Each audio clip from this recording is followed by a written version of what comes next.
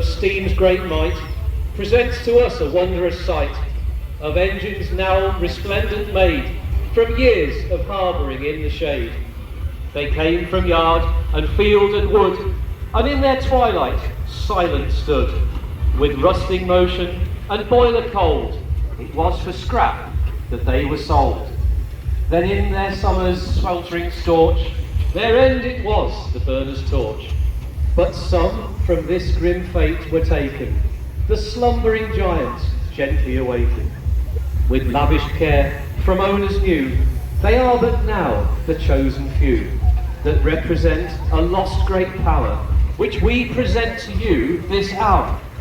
But these are the engines of an era long past, built by the men whose skills were the last. They made them strong to give of their best. In aging years they do not rest. They still drive on with fiery soul and beating heart that scorns control. With burnished limbs of shimmering steel and throb and pulse of circling wheel. With shining paint and polished brass, all other machines they did surpass. But for all this grace and beauty, they were made for man's duty. Hauling with ease the team's former loads, up and down the country's roads. Others were the sons of soil, from ploughing to threshing they eased the toil. Then came the showman with engines so grand, each thought his the best in the land. Yet with brass and electric light, there came the strength to move the sight. This was part of their calling to man. But what of the homes where they began? Charles Burrell of Thetford, the true Norfolk breed, while Ransoms and Garretts were Suffolk seed. Next came Lincoln, its four famous sons of Roby, Clayton, Foster and Rustons. Marshals of Gainsborough in that same shire, they made engines for all to admire. Then in Cheshire, the land of salt, homes were built with never a fault. But with pride, the county of Surrey made their sentinels go with a gallop. Further north, in the city of Leeds, Fowler and McLaren sufficed to these. From the Garden of England, a prancing horse, Aveling and Porter ran the course. Wallace and Stevens, with sprightly 5-ton, taskers nearby would give it a run. These are a few of famous breeds, all working the purpose of man's needs.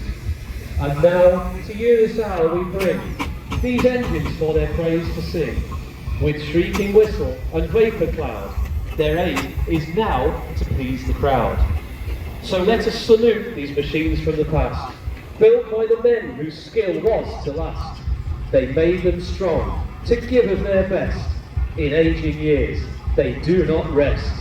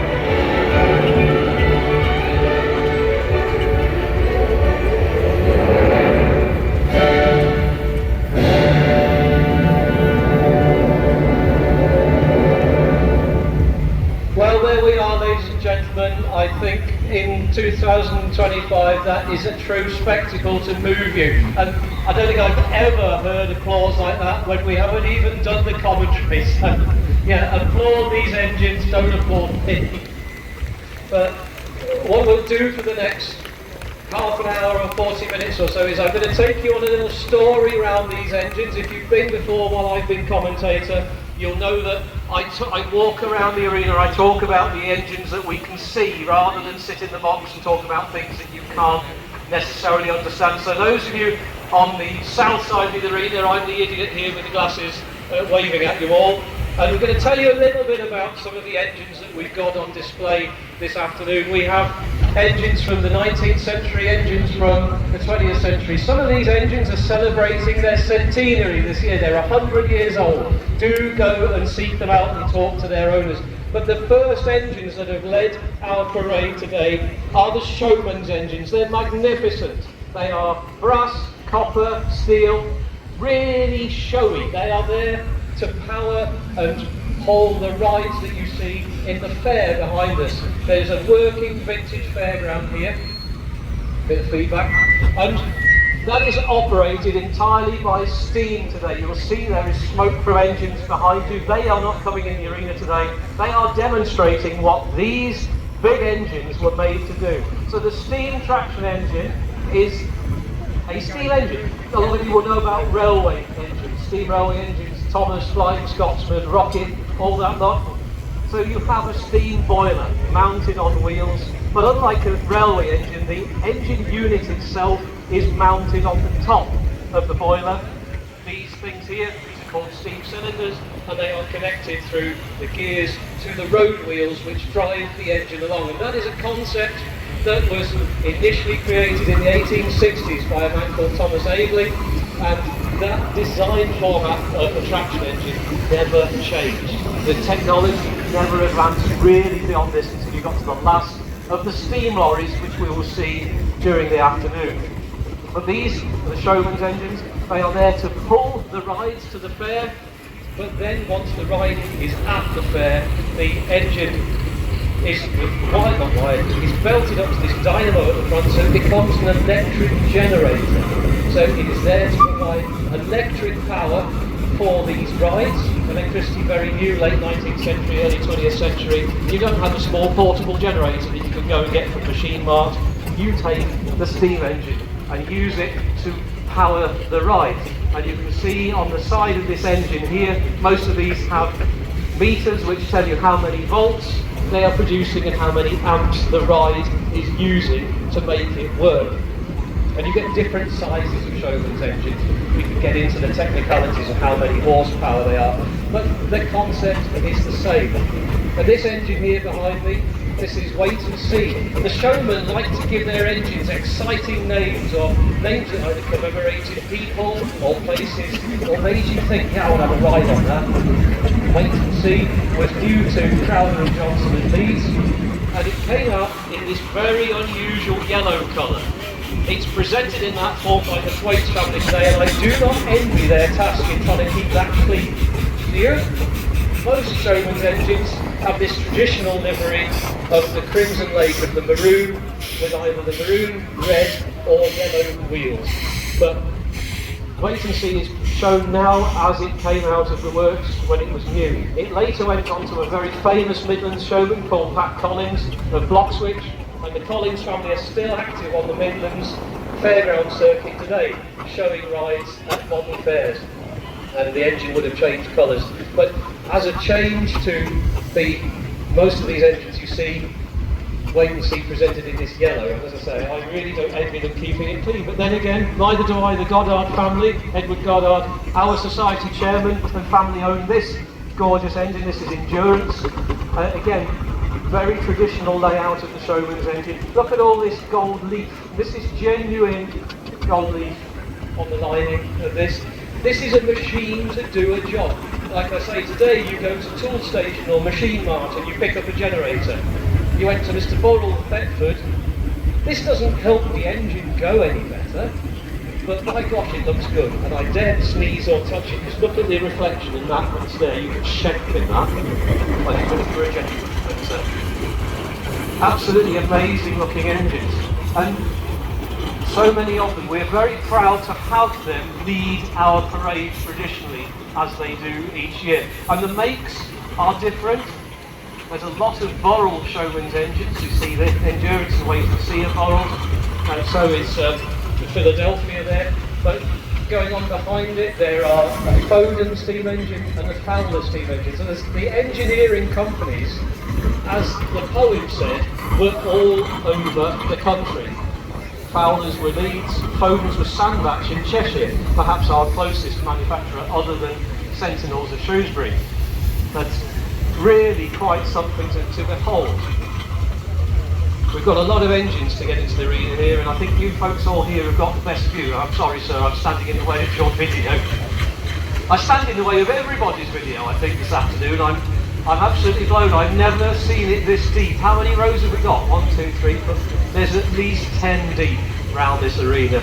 Ladies and gentlemen, I think you are witnessing something very, very special indeed. And there's pushing on 90 engines going to join us in the arena today. The Showman's engines, the details on them vary. Like I say, the different colours of the wheels, the different layouts. Some of them are larger engines, some of them are smaller. They would power the different rides. You get some that are called scenic engines. That's not because they're particularly pretty, but because they were to drive what they call the scenic railway, which is the big rides of the day, a bit like the big, not quite a big one, but mega waltzes, various things like that. And then you have smaller Showman steam tractors, which we call sideshows, like coconut shies, and small roundabouts, what they call juvenile sets. And I don't think we've got any Showman's tractors either this year, which is unusual, but the Showman's engine is perhaps the finest example of the road locomotive breed.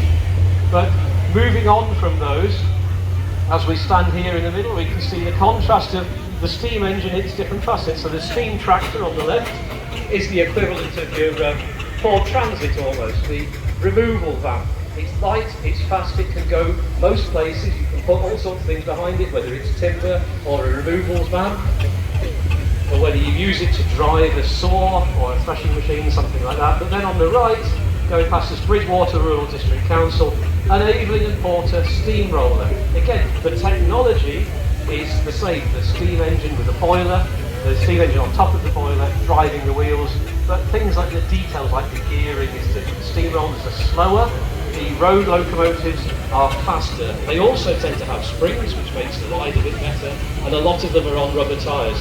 Only recently people have started to put rubber tyres on steamrollers because most of these machines are now pushing a century old. Our roads are harder, our backbones are no better, and certainly my knee joints are beginning to give up, and I haven't given up on any fillings I once had. They've all been shaken out on the road.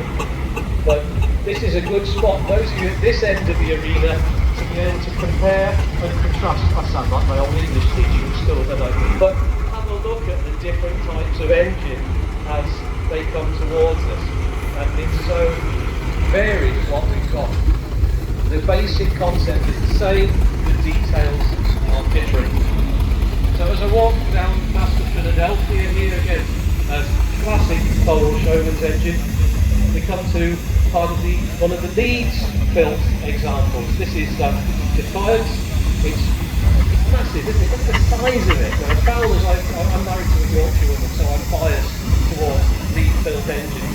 But there is something very different about a Fowler. You look at this engine, it just says, I'm a beast. There's a lot of oomph here. And Burrells, people say Burrells are quite...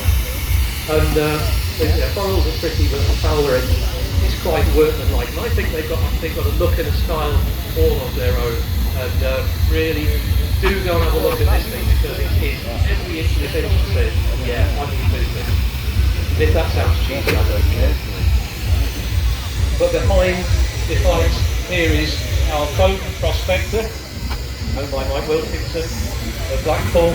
And again, it's a different example of breed. You can see the detail differences. Again, the styles of the wheels, how they're made, the steam cylinders on top of the engine, the flywheel, even the chimney tops. You can quite often tell the make of a steam engine by the shape of the brass or copper top to the chimney. They all had their own house style. And prospector here, the Foden's much better known obviously for lorries, both diesel and steam lorries, and we have examples of a Foden steam wagon floating around this afternoon. But again, very strong, very capable engines, but also look at the size of the back wheel of that. That's a Sprinter. So that's an engine that's there to pull the load, pull the rides to the job, but it's also to do it as quickly as possible. You want the best pitch on the fair as a showman. They were allowed a certain amount of time to pull on, and they wanted the best spot on the fairground site. So if you've got a fast engine, you can race your mate across to be in the prime position, pretty much where you want it to be. Behind Prospector's Evening Star from Mike Priestler. This is again a Fowler, an engine with a very long, very illustrious past. I've not had enough beer today, clearly. I can't speak properly. But it's a very handsome engine. Now you see here, we talk about the different makes and the different ways in which you can mark an engine out. Fowlers of Leeds quite often had the two owls of the City of Leeds, the crest, the emblem of the City of Leeds on them, and they're here. On this is the belly tank, the water tank for the engine. And then, so that is a showman's road locomotive, but then we end up with, we strip all the shiny bits off and the brass, and you end up with what's called a road locomotive, and that is what this McLaren here is. It's plain, it's powerful, it's a very strong engine. McLaren again, a different company, also a Leeds. They used to go to McLarens are made out of bits out of John Fowler's bin from across the road. It's not the McLaren of the Formula One, it's not the McLaren of the children's buggy, but McLaren's a Leeds, very well engineered, very strong machines. I'm just going to pop into the arena so I need to check something with the chairman.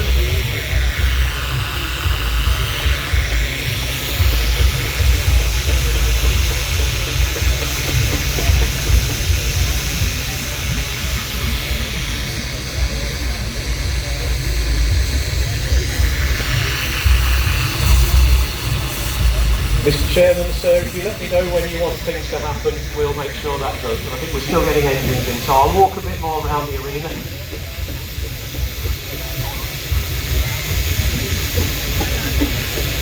Don't worry, Tony, I'm not going to talk to you. The engine owners and crews live in constant fear of me putting one of this microphone under their noses and asking me to talk to them. I don't do that, because I don't believe in terrorising people. I do believe in boring them instead with my incessant droning. But we looked at the road locomotive. He's lobbing coal at me. I'm going to put a complaint in against you. Equality, diversity and inclusion is bullying me. So the road locomotive is fast and passable. It has 2 speeds, sometimes 3. And it's on spring. So that is like a GT traction. But what we have behind me is nothing rude about it, but a very simple, basic Burrell steam traction. So we talked about the different makes, and we talked about Burrell affected with showman's engines. Here comes the owner making sure I get everything right about his engine. He's coming to get a poster of the Aisling driver on a Burrell. And Burrells are Thetford, again that house style, the very classic copper chimney top, but this is a basic traction engine. Boiler, wheels, cylinder, gears, there is no more finesse to it than that. There are no springs, it's on rubber tyres, again out of deference to the engine's age and being able to do things on modern roads, but this would have been used for hauling timber, hauling... Battery's just gone, no, that's battery back on, that's good. Breathe a sigh of relief, all of you who thought you were going to lose me, but and this engine would have hauled timber, hauled logs, it would have thrashed wheat, it would have sawn wood, it would have done every bit of job. You could drive lots of different types of machinery off this big flywheel here. And the flywheel is there's a lot of stored energy in that, and when you're driving a piece of machinery, that gives you the constant power that you need throughout it. So again, battery technology, stored energy, but it's all here on the steam engine. Don't worry, Tony, you're safe. And it's quite good because another facet of the steam engine is here in the agricultural engines. This is a ploughing engine. This is again Fowler of Leeds. And the reason that it's a ploughing engine is it has this big drum underneath the boiler. And you can see there are cables on it. Now, in the 19th century, in the 18th century, the only way you could plough your fields was with a horse. And that was fair enough. You got 3 acres done in a day. And they wanted to use the new steam technology to plough, but this heavy engine at 10, 15 tons would sink into the ground. There was no point in trying to get a steam engine to drag a plough across the field. Until our friend Mr. John Fowler of Leeds, the original John Fowler, he created the system of putting the steam engine on either side of the field, and then with this winch would move the plough backwards and forwards across the field between the 2 engines. Not quite steam tennis, but with a cable going backwards and forwards, and you can see that being demonstrated today in our working field across the show site. There will be a pair of ploughing engines doing the business, showing you how to cultivate with steam. This particular engine was made and exported to Germany, where it worked for a company called Ottomeyer's, and Ottomeyer's ran it until the 1960s, and it became part of, being operated by the Royal Engineers, 45th Company there. It's a bit like a mascot, you know, some regiments have a goat, some people have small children dressed up as things, but 45th Company had a ploughing engine, and it was returned to the country, to the UK, about 20 years ago, and since then it's now in the ownership of our secretary, Maggie Asprey, and her family, and it's really nice to see an engine that has been altered for the German market for export, and there is the Fowler crest up on the roof again, but also ubique there, everywhere, the motto for the Boy Engineers. But the ploughing engine, again, magnificent beast, very strong, very powerful, very capable machine. So we talked about the steam tractor and the Showman's tractor. What we have here next to us is Tom Sanders, our steam section steward, his Marshall steam tractor. So we talked about the one that came up the middle. This is the steam transit van. It could also be seen as the steam dumper truck. It's there for moving materials. You could move house with a van behind this. You could do all sorts of things. They were built as light, fast engines. Legislation was passed at the same time of when we were able to drive cars faster, so you made a light steam engine and you could do things a lot quicker. You didn't have to have a man in front of you with a red flag anymore. And the steam tractor, this is Marshall's answer, and most of the builders of steam engines had a go at making a steam tractor, and this is the Marshall version. It is quite fast. There's a couple on site today. I'm quite biased because I used to drive one of these. I think they're absolutely like magic carpets, these things. But Tom's engine, Tom works very hard as our section steward, which is why he's not driving it, because he's busy, but it's fabulous to see it here. And again, presented as it came out of Marshall's factory. They were very proud. You know, you see a Ford badge on a car today, and it's just a blue oval with Ford on it.